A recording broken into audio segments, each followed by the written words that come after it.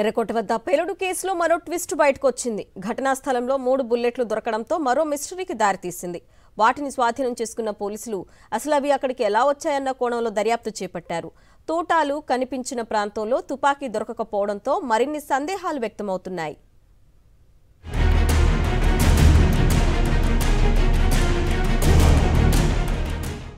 Delhi car bomb పేలుడు కేసులో అధికారులు దర్యాప్తు ముమ్మరం చేశారు. ఎర్రకోట వద్ద ఘటనా స్థలానికి సమీపంలోనే 3 తుపాకీ తూటాలను స్వాధీనం చేసుకున్నారు. అవి ఎక్కడి నుంచి వచ్చాయన్న దానిపై దర్యాప్తు మొదలైంది. ఇందులో 9 mm కు సంబంధించిన ఒక తూటా కేవలం తొడుగు, మరో 2 లైవ్ బుల్లెట్లు ఉన్నాయని అధికారులు చెప్పారు. సైనిక దళాలు లేదా ప్రత్యేక అనుమతి కలిగిన వ్యక్తులు మాత్రమే వీటిని ఉపయోగించేందుకు జారీ చేస్తూ ఉంటారు. ఈ నెల 10వ తేదీన ఎర్రకోట వద్ద కారు బాంబు పేలుడు తర్వాత పెద్ద ఎత్తున అక్కడకు భద్రతా బలగాలు మోహరించాయి. ఈ తూటాలు భద్రతా సిబ్బందికి సంబంధించినవేనా అని తనిఖీ చేయగా అలాంటిదేమీ లేదని తేలింది. బాంబు పేలుడుకు ఉపయోగించిన I-20 కారు పక్కనే ఈ తూటాలు లభించాయి. కానీ అక్కడ తుపాకీ కనిపించలేదు. మొత్తానికి బుల్లెట్ల మిస్టరీని ఛేదించే పనిలో అధికారులు నిమగ్నమయ్యారు.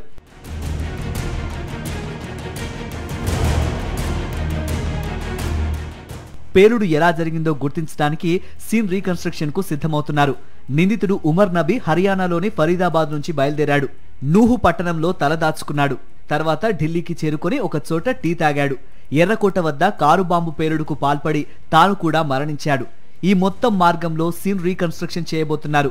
అతడు ఎవరెవరిని కలిశాడు, అతడిని ఎవరు అనుసరించారు, ఎవరు సహకరించారు అనేది గుర్తించబోతున్నారు.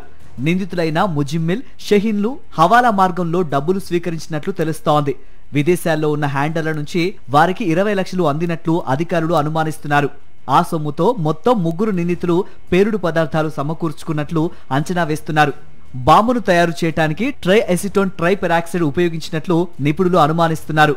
అది చాలా సున్నితమైనదని చెబుతున్నారు. కాస్త వేడి తగిలిన, రాపిడికి గురైనా వెంటనే పేలిపోతుందని వివరించారు.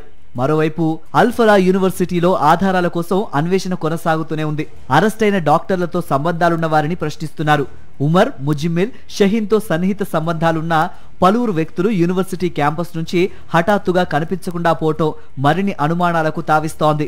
ఢిల్లీ పేలుడు సూసైడ్ బాంబర్ ఉమర్ నబీతో కలిసి కుట్ర పన్నినట్లు అనుమానిస్తున్న అమీర్ రషీద్ అలీని NIR అధికారులు ఢిల్లీలో అరెస్టు చేశారు. కేసు దర్యాప్తులో ఇదో కీలక మలుపు అని చెబుతున్నారు.